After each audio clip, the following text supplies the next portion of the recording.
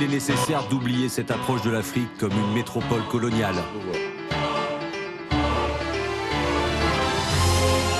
Actuellement, nous sommes là pour parler de l'avenir de nos peuples. Ceux qui n'aiment pas le danger, il faut qu'ils choisissent une autre activité.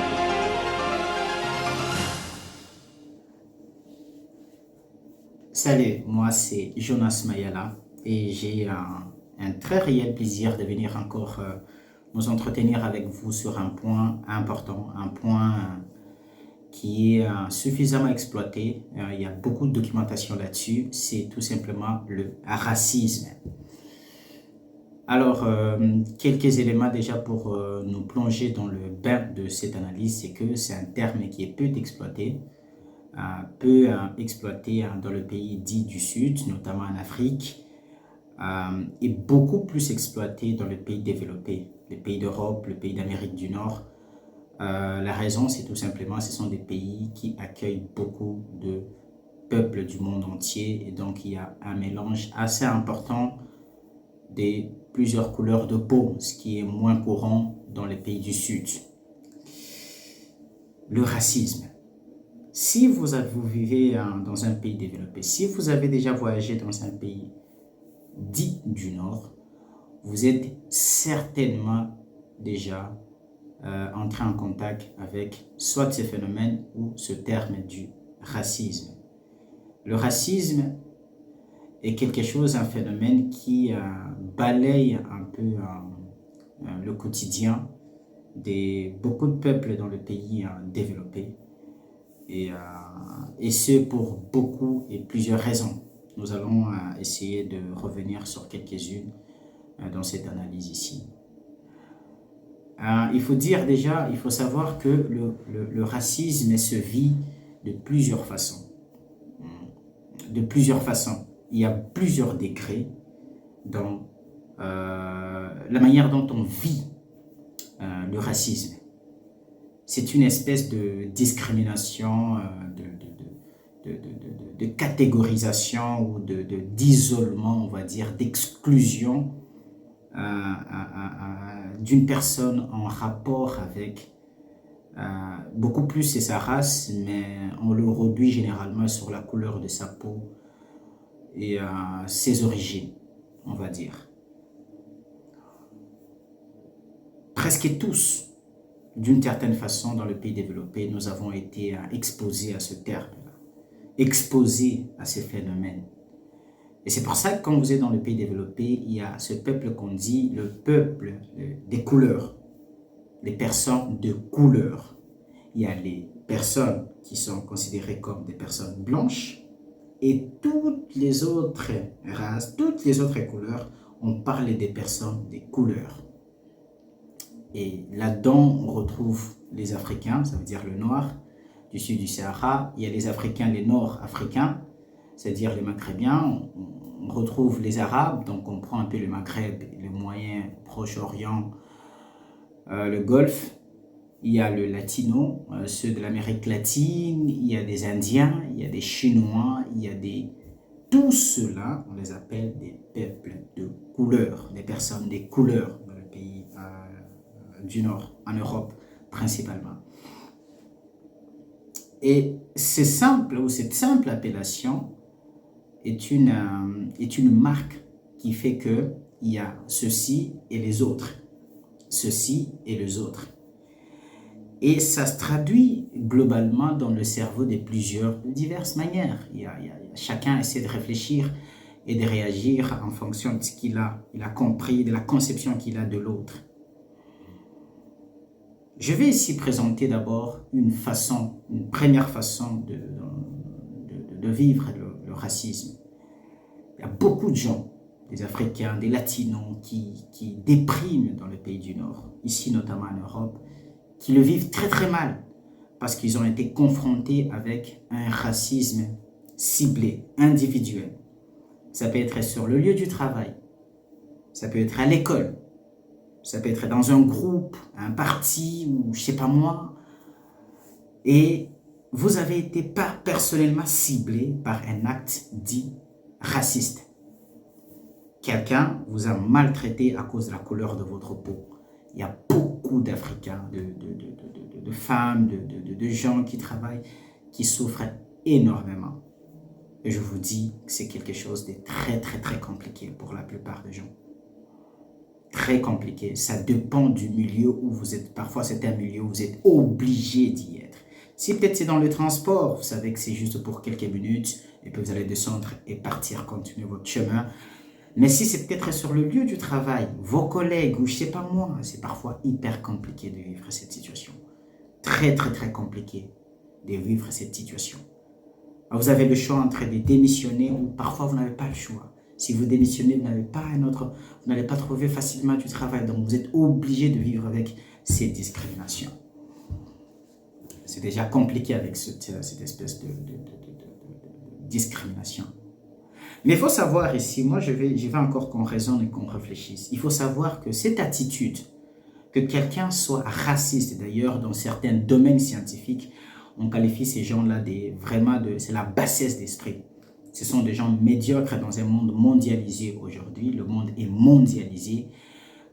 Les Européens vont habiter aussi partout dans le monde, ils voyagent. Il y a vraiment cette interconnexion entre pays, entre États, entre continents. Et donc, quand vous retrouvez quelqu'un qui réfléchit comme ça, c'est tout simplement de la bassesse. Ça, c'est au niveau scientifique. Et tout le monde ne partage pas cette opinion, bien sûr. Il faut savoir que dans la culture de chaque peuple, il y a une espèce d'autoprotection. Ça veut dire que depuis la Genèse, depuis que l'être humain est sur Terre, il y a toujours eu cette espèce de vouloir se protéger de l'étranger. Ça a toujours existé dans tout le peuple. Sur ce point, je ne me vois pas autorisé à condamner ces personnes qui parfois cherchent à se protéger eux-mêmes et à rejeter les étrangers. Parce que, prenons les cas inverses. Si c'était dans le pays du Sud, notamment en Afrique, et que les Européens venaient nous envahir, venaient vivre chez nous, en masse, comme c'est le cas dans le pays du Nord où les autres peuples viennent en masse habiter chez eux. Écoutez, les Africains réagiraient de la même manière. On peut parler aussi des Chinois qui ne sont pas pourtant des Blancs. En Chine, il y a ce phénomène. Des gens qui cherchent à se protéger. Il y a toujours un sentiment fort de vouloir se protéger de l'autre, de l'étranger. Quand on se sent chez soi, comme les Européens, ils sont chez eux. Les Européens, chez eux, c'est l'Europe ou les Occidentaux. Même aux États-Unis, les Blancs qui sont aux États-Unis, ce n'est pas vraiment chez eux là-bas. Chez eux, c'est ici. La terre de leurs ancêtres, c'est l'Europe. En tout cas, à moins qu'il y ait d'autres historiens qui nous présentent un peu les choses différemment. Mais ces peuples seraient originaires d'Europe. Les Blancs sont originaires d'Europe, le vieux continent du monde. D'Europe. Et donc, ici, ils sont chez eux. Et quand ils voient d'autres peuples venir envahir leur espace, ça déclenche de manière aussi spontanée et automatique un sentiment d'autodéfense, de manière individuelle et personnelle. C'est d'abord un sentiment qui peut aller dans l'aggravation, parce que certains veulent se protéger en fouillant, parce que d'ailleurs, quand vous regardez les grandes villes européennes qui se vident petit à petit des populations blanches, ici en Belgique par exemple, quand vous allez à Bruxelles, vous rencontrez difficilement les vrais Belges qui habitent à Bruxelles. Les vrais Blancs ou les vrais Européens, les vrais Belges, les Belges de souche vont habiter soit des petites campagnes, des villages tout autour et ils viennent travailler à Bruxelles. Bruxelles devient un lieu de travail et non un lieu d'habitation pour les vrais Belges. Ils fouillent les populations étrangères. Certains, c'est leur façon d'exprimer cette espèce de protectionnisme, on va dire. Ils veulent se protéger. Ils n'ont pas confiance aux autres qui viennent sur leur territoire. Un manque de confiance. Ils n'ont pas forcément confiance du voisin. C'est un sentiment qui peut se déclencher peut-être même envers des Français, tu vois. Vous voyez, il y a des Belges qui peuvent vouloir se protéger des Français. Et pourtant, tous, ce sont des peuples européens. Ça, c'est un sentiment naturel. C'est vrai que pour certains, ça peut aller dans l'extrême. Il y en a qui vont jusqu'à tuer, parce que quand aux États-Unis, il y a des mouvements comme ça qui s'autoproclament des vrais racistes. Ce sont des mouvements parfois paramilitaires, hein, qui sont capables d'attaquer même certains peuples comme ça, d'aller tirer sur d'autres populations. Il y en a, ça existe aux États-Unis, ça existe aussi ici en Europe. On les appelle des extrémistes. Et donc eux, ils sont prêts à ouvrir le feu, à aller tirer sur des gens d'autres peuples. Vous voyez? Donc ça existe. C'est des sentiments forts. Et ça ne finira jamais. Tant que vous n'êtes pas chez vous, on vous traitera de cette façon. C'est quelque chose d'inévitable. Et moi, en tant qu'Africain, si nous sommes sur le continent africain et qu'à un moment donné, on voit qu'un autre peuple vient nous envahir, eh bien, on réagirait de la même manière. Rien à faire. Et d'ailleurs, c'est quand on voit tous ces Chinois qui viennent s'implanter dans nos pays, il y a des Africains qui réagissent un petit peu de cette même façon. Les insulter ou faire des vidéos sur les réseaux sociaux pour les critiquer, les insulter, faire des trucs. Ça, c'est tout à fait culturel. C'est dans la culture du peuple de vouloir se défendre. Et donc, on ne combattra jamais contre. D'ailleurs, des pays européens, il y a, dans leur constitution, c'est plus ou moins clair. Lorsque tu es victime d'un tel acte, si tu vas le prouver, eh bien, il y a la justice qui t'accompagne. Ce sont des actes qui sont punis et condamnés par la loi. Des actes qui sont vraiment punis. Ces genres d'actes ciblés, lorsque tu attrapes quelqu'un qui te traite comme ça et tu le traînes en justice, eh bien, il peut être cloué. Hein? Oui, il peut être cloué. On le voit un petit peu aux États-Unis et tout. C'est vraiment des actes isolés qui sont poursuivis par la justice, qui sont poursuivis par la loi. Et donc, la loi essaie d'être du côté de ceux qui subissent ce genre d'actes. Mais moi, je veux vous parler d'un autre type de racisme qui est très, très, très dangereux que le premier. C'est ce racisme dit institutionnalisé. Ouais, ça existe. Et celui-ci, malheureusement, il n'est pas poursuivable par la loi. Il n'est pas puni, il n'est pas non plus condamné. Jamais il ne le sera d'ailleurs. Et vous savez pourquoi ce type de racisme n'est pas condamné ou puni par la loi? Mais parce qu'il est produit par les hommes politiques. Il est produit par le système politique en place. Il est produit et encadré par le système politique en place. C'est ce type de racisme qui est tellement subtil, qui consiste à écarter, à exclure un peuple, une minorité, en fonction de peut-être ses origines, ses trucs. Et nous avons appris qu'après les élections aux Pays-Bas, ici voisins, c'est lui qui a pris le pouvoir, le nouveau Premier ministre. Il a promis de s'en prendre, par exemple, à toute une communauté. Ce sont des musulmans, on va dire ça comme ça. Il a promis de fermer toutes les mosquées, par exemple. Il a encore promis de faire quoi? De les chasser, de chasser quelques-uns. Voilà, des trucs un peu comme ça. Ça, c'est du racisme institutionnalisé. La justice ne sera pas contre ça, ou je ne sais pas moi, de trucs. Donc, on s'attaque à toute une communauté. On lui fait subir une pression en votant même de lois. Des lois qui sont votées pour discriminer tout un peuple.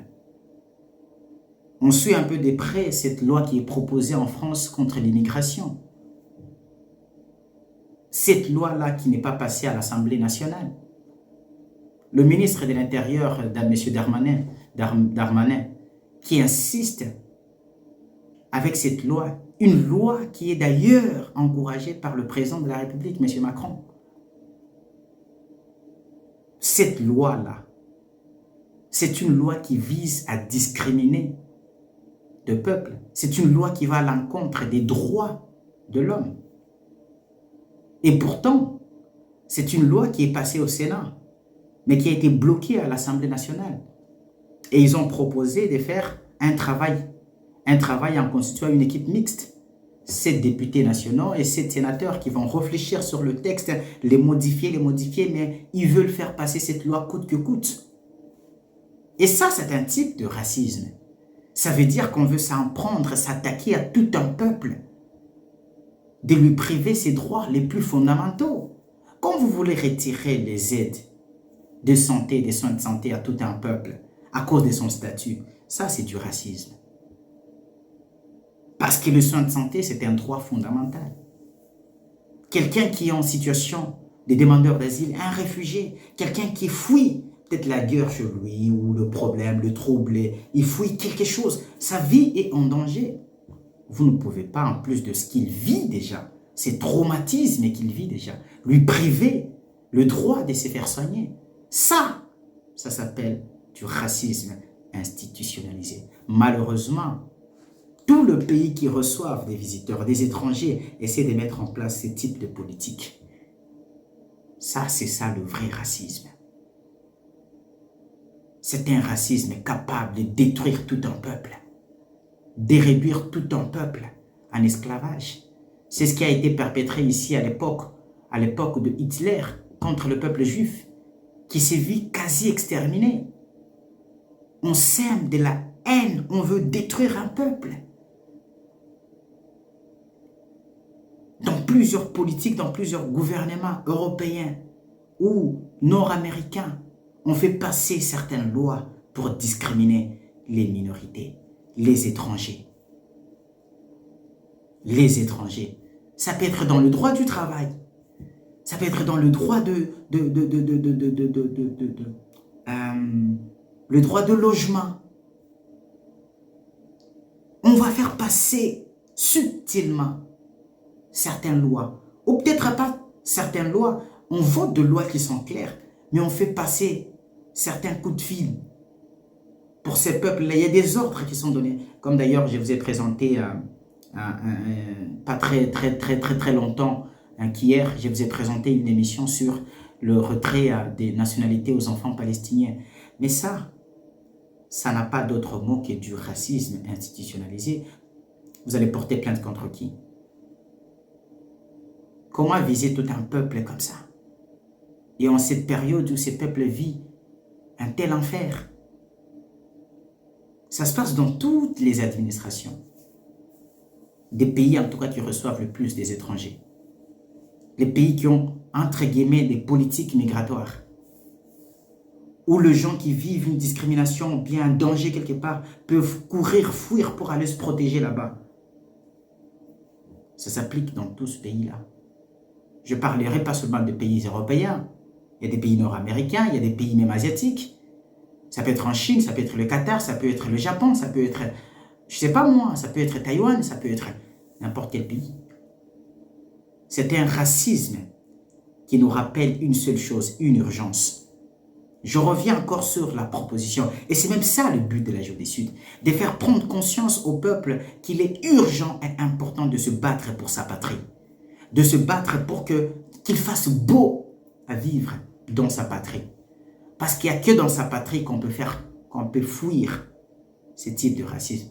Même si dans son propre pays, il y a d'autres types de discrimination. Par exemple, dans mon pays à moi, il y a ce qu'on appelle le tribalisme et tout. Mais le racisme, je n'ai jamais vécu le racisme. On ne peut jamais vivre le racisme.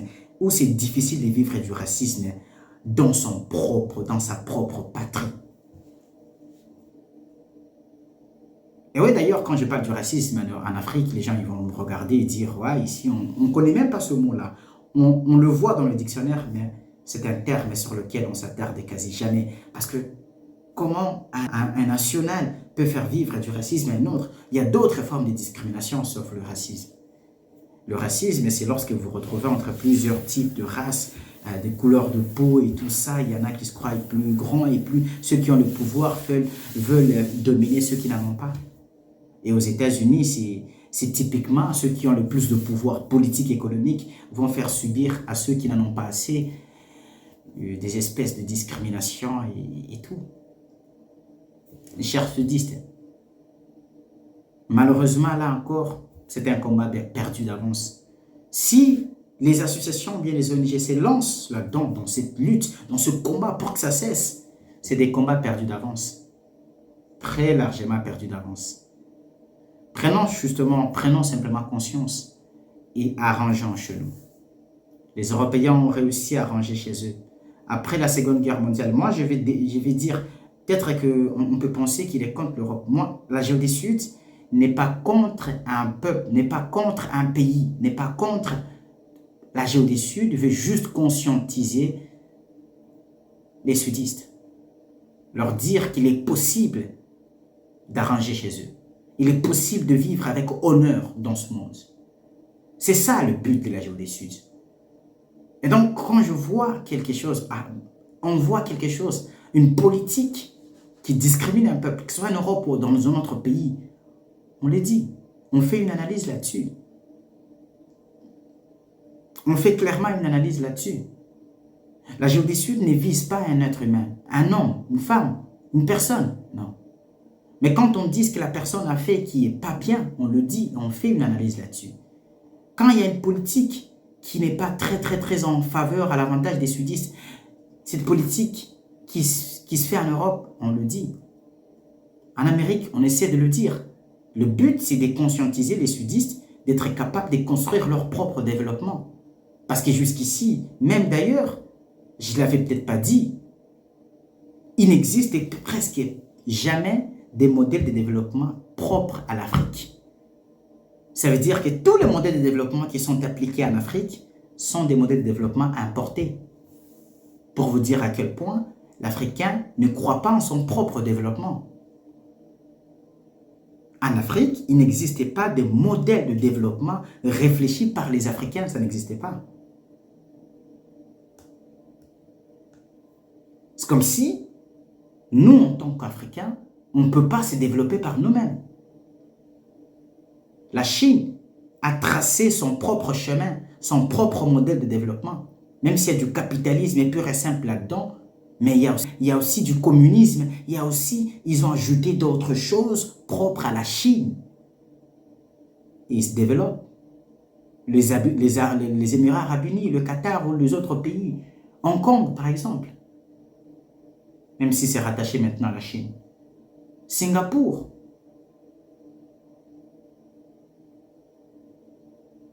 Voilà, j'ai été très ravi de faire cette petite analyse avec vous et de vous dire le type de racisme auquel on peut être exposé. On n'y peut rien pour d'abord le premier, je le dis d'ailleurs ici, c'est un sentiment fort que chacun a de se protéger de l'autre ou de l'étranger. Et le deuxième type de racisme, c'est celui qui est institutionnalisé. Donc, ce sont des institutions qui le mettent en place pour discriminer les autres peuples, pour les refouler, pour peut-être protéger leur peuple, voilà. Et la seule façon de lutter contre ça, c'est d'arranger chez soi. Arrangeons chez nous. On ne parlera plus du racisme. Arrangeons chez nous. Si tout le pays du monde pouvait atteindre une certaine autonomie, chacun, à tout moment, peut rentrer chez lui. Waouh! C'est un rêve peut-être irréalisable. Certains pays le saisissent, y croient et arrangent chez eux. Commençons par arranger chez nous et ce racisme disparaîtra. Bon, je vous fixe rendez-vous dans nos prochaines éditions. D'ici là, portez-vous bien. Je vous aime bien. Merci.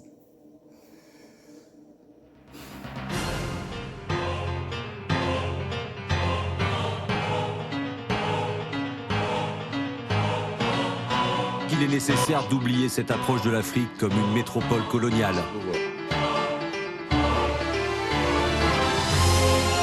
Actuellement, nous sommes là pour parler de l'avenir de nos peuples. Ceux qui n'aiment pas le danger, il faut qu'ils choisissent une autre activité.